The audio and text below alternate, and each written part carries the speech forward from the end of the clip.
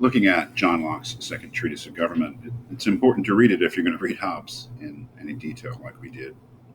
Locke is, in a certain way, the answer to Hobbes.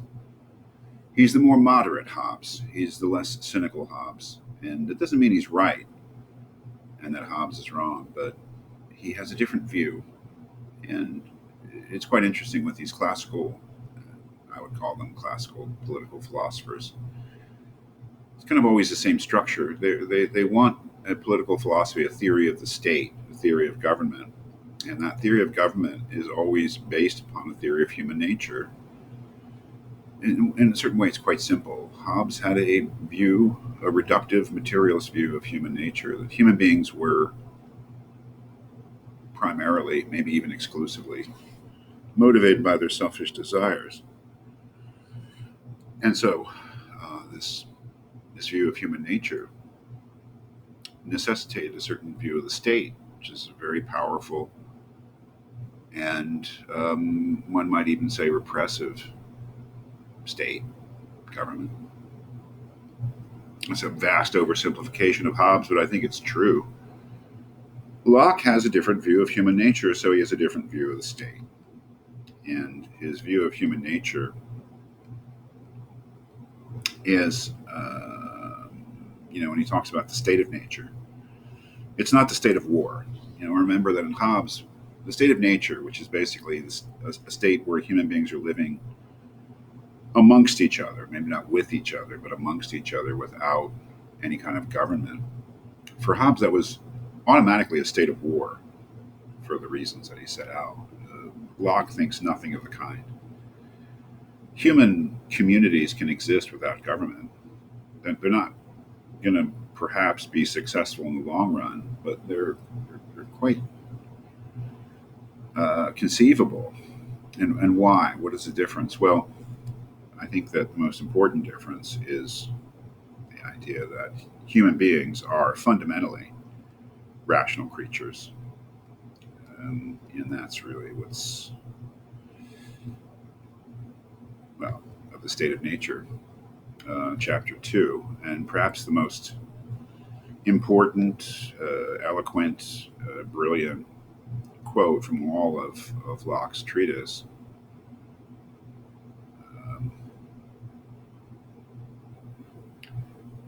He says, to understand political power right and derive it from its original, we must consider what state all men are naturally in, and that is a state of perfect freedom to order their actions and dispose of their possessions and persons as they think fit. So very much like Hobbes, within the bounds of the law of nature, without asking leave or depending upon the will of any other man. And I think Locke's notion of the law of nature is quite different from Hobbes. Um, so when he says, yes, in section 6, but though this be a state of liberty, the state of nature, yet it is not a state of license, though man in that state have an uncontrollable liberty to dispose of his person or possessions, yet he has not liberty to destroy himself, or so much as any creature in his possession, but where some nobler use and its bare preservation calls for it. The state of nature has a law of nature to govern it, which obliges everyone, and reason, which is that law, teaches all mankind who will but consult it, that being all equal and independent, no one ought to harm another in his life, health, liberty, or possessions. It's a pretty amazing statement there, and very different from Hobbes. When he says that, when Locke says that the state of nature has a law of nature to govern it, and it obliges everyone, he's going against one of Hobbes's basic tenets, and that is that there's no such thing as a law, in effect at least, without a power able to enforce it. Um, I don't know if Locke would agree with that. That is, Locke is saying that the state of nature has a law of nature to govern it, which obliges everyone. Everyone is obliged by, even if there's no power there to enforce it. And that is, we ought not to harm each other. We ought not to harm anybody else in their life, health, liberty, or possession. So, certainly a different view of human nature, more rational, reasonable idea, or an idea that we are naturally more rational, more reasonable. and a different idea of the state of nature, therefore. A state of nature is not a state of lawlessness, it's got a law.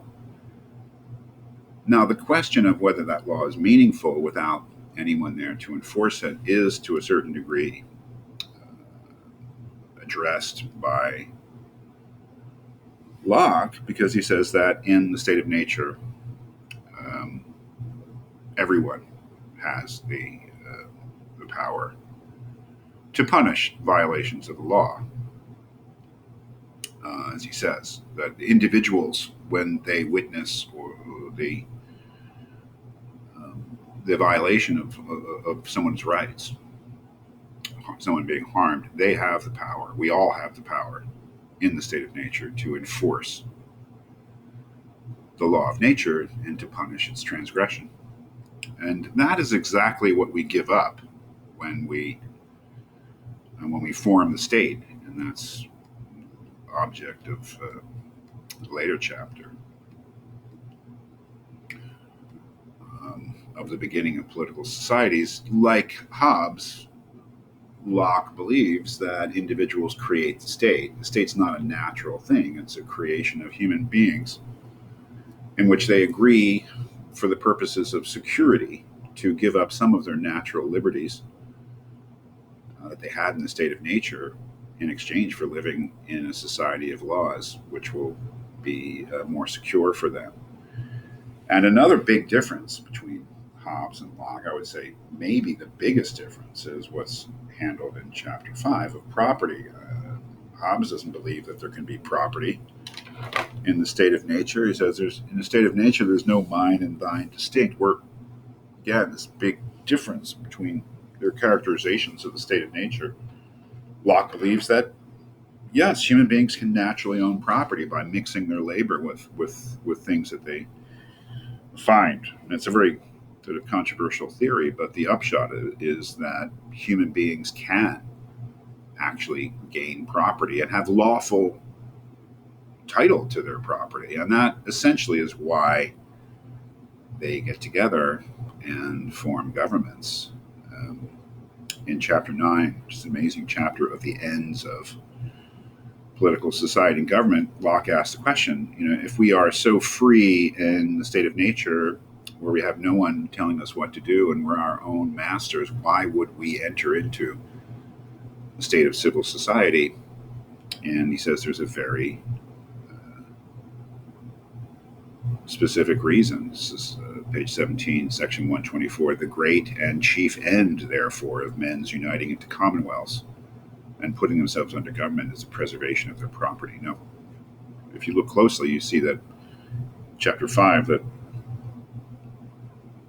I think it's chapter 5, that Locke includes under the category, or in the category, property, our lives, our freedom, and our estates. So basically, our life, our freedom, and the things that we acquire are all our property. So in entering into the state, we are protecting all of those things. And we enter into the state of civil society and agree to give up some of our natural freedom in order to gain protection of those things. Like Hobbes, it is simply a prudential matter, practical thing.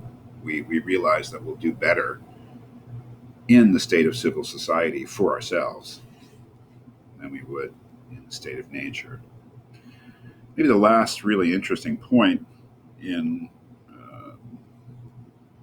and a point of contrast between Locke and Hobbes is, well, once we've made this compact with each other to create the state, what Hobbes called the Leviathan, what Locke would just call the Commonwealth, what then? I mean, what are our, with regard to the state, basically the question about whether we have the right to revolution, whether we have the right to dissolve the state and start over. Hobbes is adamant that we do not. That wouldn't work. Locke is just as adamant that we do, and that's what this whole discussion of tyranny. The tyranny is rule beyond law, rule beyond right, and that the idea is that we create, you and I, individuals like us, create government for a purpose. And that purpose is the protection of our property, which includes our lives, our liberties, and our estates. So that if the government that we created is not doing that, that is, if instead of protecting our lives, liberties, and estates, it is harming them, then the very reason that prompted us to create government is no longer in effect.